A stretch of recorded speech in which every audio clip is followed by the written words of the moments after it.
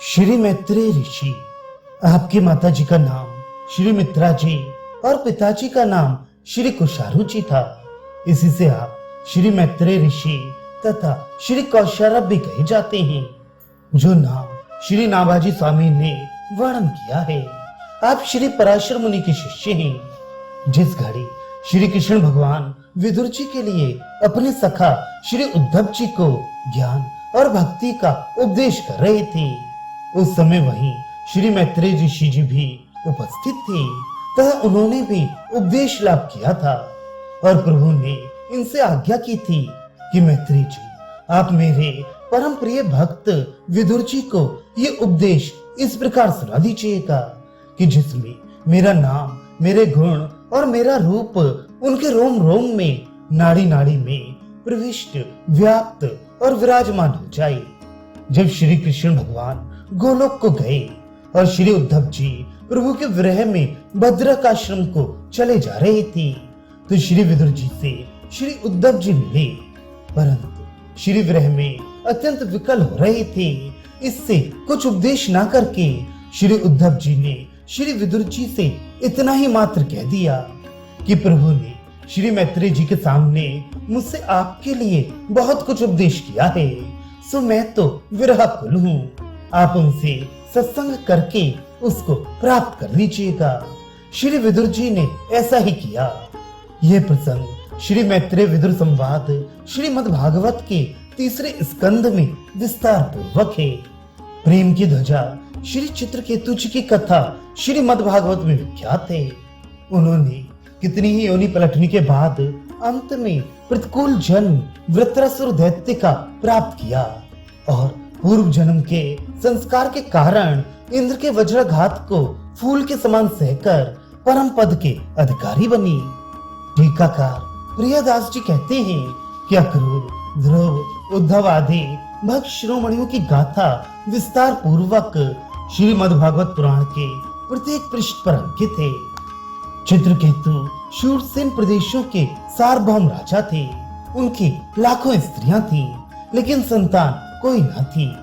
अंगिरा ऋषि के यज्ञ करने से उनके एक पुत्र हुआ, जिसे रानियों ने विष देकर मार डाला।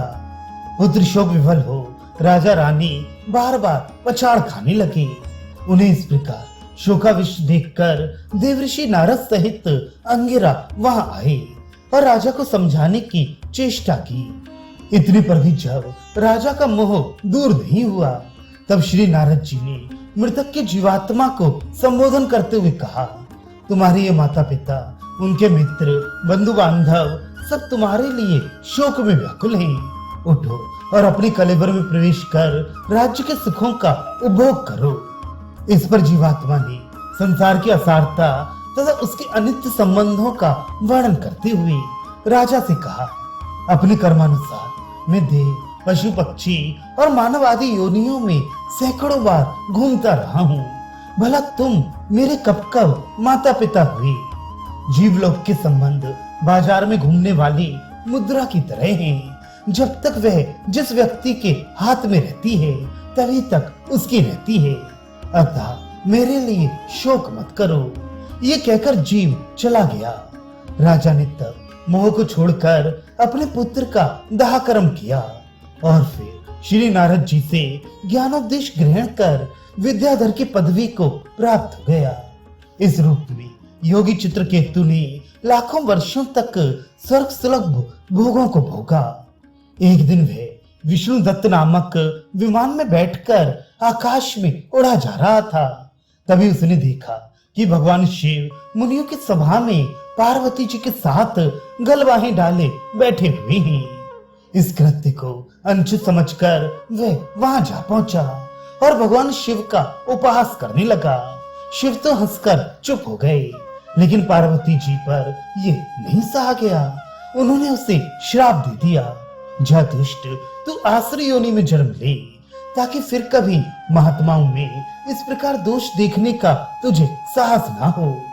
यही चित्रकेतु गिरिजा के श्राप के प्रभाव से वृत्र नामक दैत्य हुआ और पूर्व जन्म के पवित्र संस्कारों के कारण इंद्र के द्वारा मारा जाकर सदगति को प्राप्त हुआ।